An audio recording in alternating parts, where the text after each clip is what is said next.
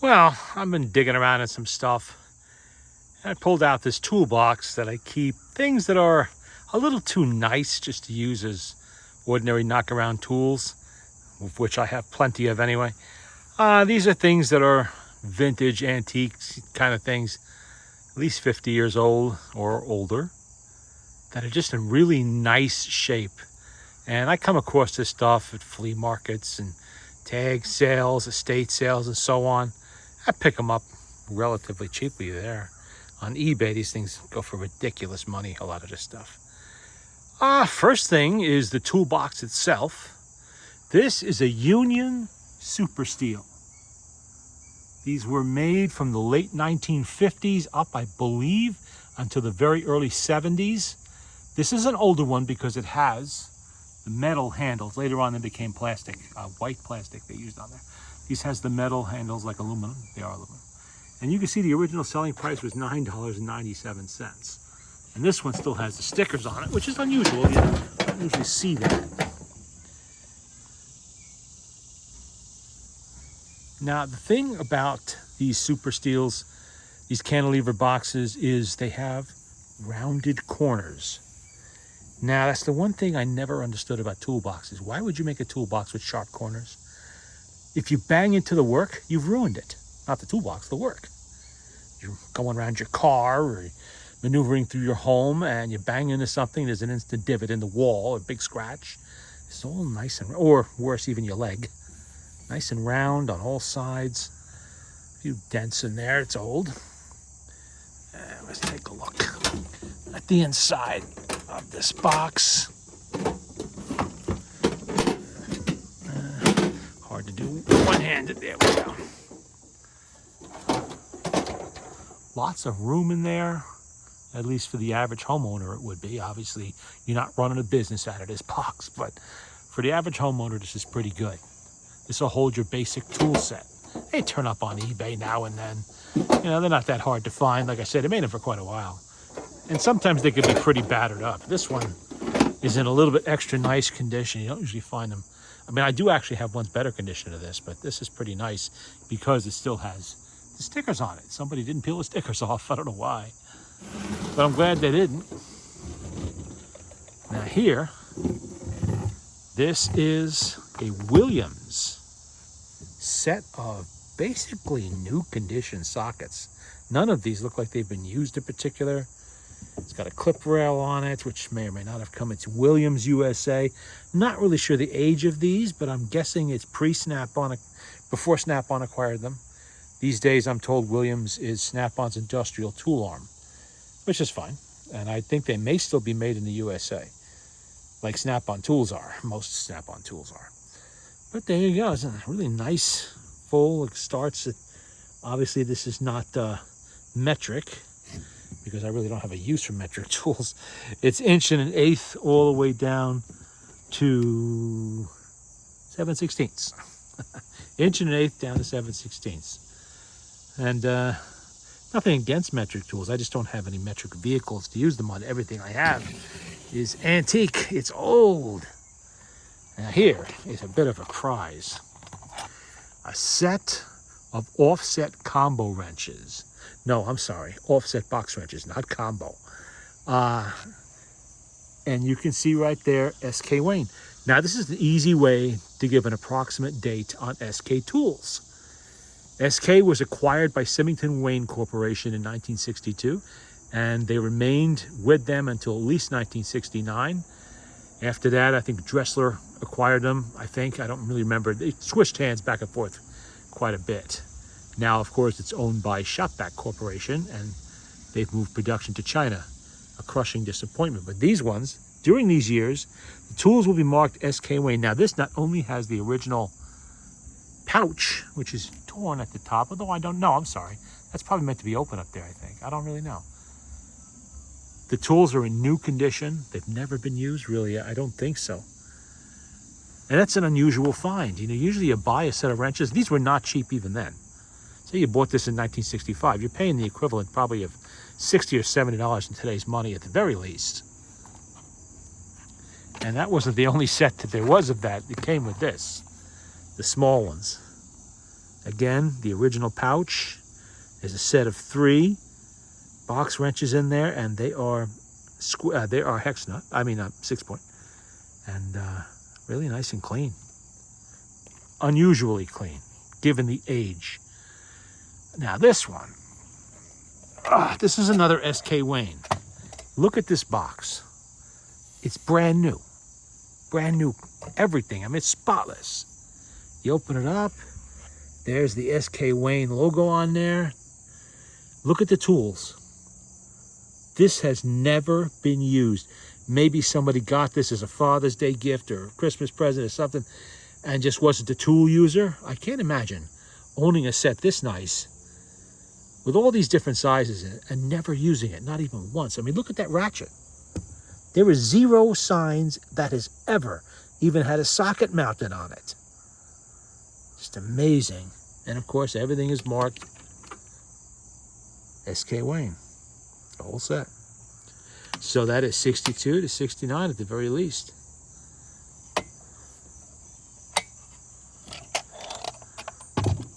And then we have the match to this, came with it actually, I think. This is the SK Wayne 1/4-inch drive set. Green translucent lucite handle, green lucite handle. And this may or may not have seen use. It looks like it has a little bit. At least this did see some use. It's got some crud and rust transferred to the sockets. But other than that, the tools themselves are in really good shape. And these are expensive. These are pretty pricey if you went and bought it new. SAE only, of course, because, like I said, metric tools. Well, in this era, we're talking the 1960s here. Well, this one is probably early 60s, maybe 1960 down to 1950 somewhere. They simply didn't have a lot of use for metric tools yet. Unless you owned a Volkswagen or some other European car, you really didn't have a use for them. I like this one.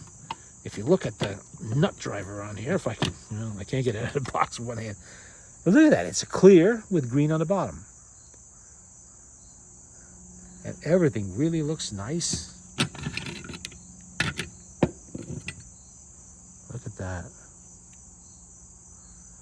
Really nice condition. I'm used to finding tools that are okay, but they've been used and, usually beat around a little bit. Box has a little bit of corrosion on it, but not horrible. Here's another one that's probably from the 50s sometime. This has the yellow handle on it, or orange yellow. What would you call that? Amber?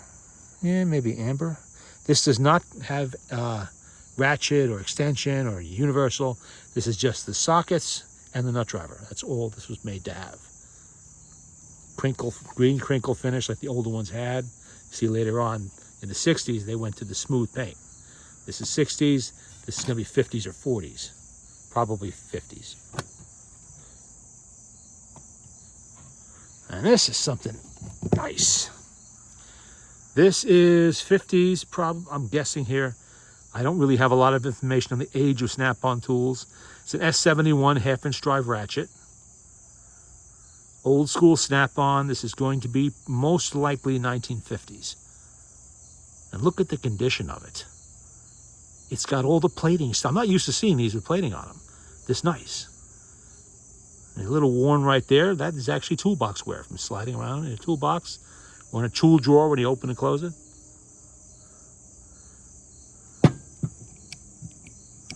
Really nice half-inch. Now that goes, we'll put that with the half-inch drive sockets. Now, I don't know if everybody's familiar with these. This is the Eiffel Geared Plier Wrench. The Eiffel Geared Plier Wrench Corporation, they started making these around 1916, and whoops, it is my understanding there's a company in Germany maybe that inherited the patent that is still making these today. This one was made in 1936. How do you know this? You can date these. The earlier ones did not have dates. The later ones after 32 or 33 do. See that 36 right there? That means 1936. Where it's sold for $5 whole. That was a lot of money in 1936. People just didn't have a lot to spend. But a lot of people bought these because they're a very, very handy tool. The Eiffel geared plier wrench from the American Plier Wrench Corporation, Chicago, Illinois. This is the 8.5-inch one. As you can see, it belonged to, oh, I thought, no, the other one has a name on it. Forged chrome moly alloy. These things can have interchangeable jaws. The jaws come out. I can't do it one-handed, but there's a variety of different jaws you can swap in there. This is the basic jaw, the most useful. And you can exert tremendous force with these. And I use these all the time. I always have a use for one of these. It's, you know, one of the first multi-tools. It's got, there is, see, locks one way, but that's your wire cutter in there. See, there's your wire cutter. Screwdriver on the bottom. And the plier wrench itself, of course, which does a lot of things. This is the smaller version. This one is from 1933. It is the 7-inch. See, model 7-inch 33. $4. 1933, it was $4, the Eiffel geared plier wrench. And it belonged to, looks like a VI6, I don't know, A. Newman. Alfred Newman. For those of you who know Mad Magazine. And really nice shape, and it has nice plating on it. I don't know if this is chrome, high polish, or if it's nickel. I think it's nickel plating. 1933, it probably is nickel plating.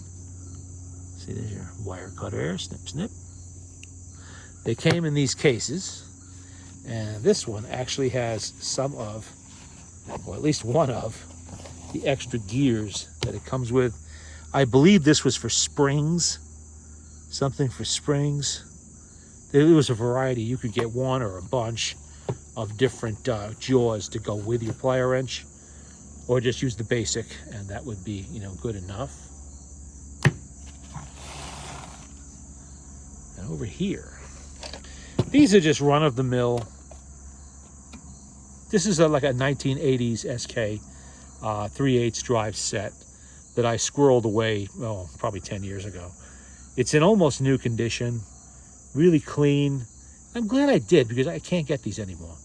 You know, SK, yeah, they make it in China, and this is the USA made one, and I have a firm rule that whenever possible, I buy USA made tools made by American workers for American workers, which is what I was for 40 years before I retired.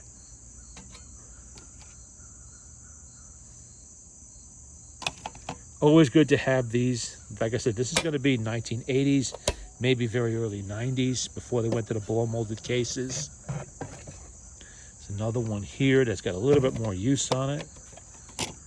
This one is older. You can see the crinkle finish. This one's probably going to be 1950s. You see how they did the socket tray here? And this has 2 more sockets than there's actually room for in a tray. So I don't know if somebody put these in here extra. I think they probably did. And the set did not come with these sizes. It only came to size, what size is that? 3/4. That's a 3/4 size. You know something? These are actually marked SK Wayne. Are they all marked? I missed that. I forgot about that. Are they all? Oh, yeah. SK Wayne. So maybe this was from right around the turnover. Early 1960s, maybe 62, when they were starting production of, you know, the new marked tools. Does that have it too? No. See, the ratchet does not have SK Wayne on it. Just SK. Although it's really clean. Not that I don't have 100 of these ratchets. I do. I have quite a few of them. But this is marked SK Wayne, the extension. SK Wayne for the little extension. SK Wayne for the, well, that's got some use on it. They're not usually that loose. The universal.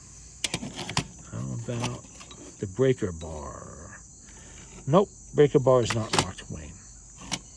So I'm guessing this is from the turnover period, when they weren't quite done with the old tools yet. That's why the box is not marked As SK Wayne, it's just SK, which is Sherman Clove Company, for those of you who didn't know what SK meant.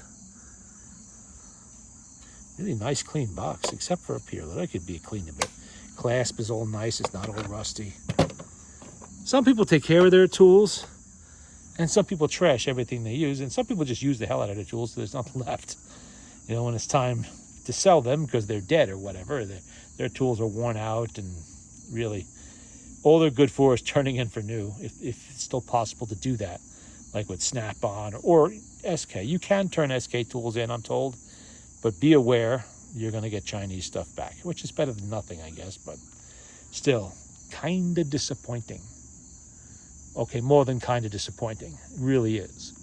SK was my go-to company for many years until I learned that they had shipped production overseas. That I do not hold with whatsoever. And now I will go to Snap-on or their Williams brand, or I like Proto. Proto, most of their stuff is still USA made, and there's other ones too. You have to shop around and know what you're buying. Do a little internet research, check tool brands, like who makes tools in USA. Look at packaging. If the packaging says made in the USA and the tool says it, it's made in the USA. Manufacturers have clued to a little secret.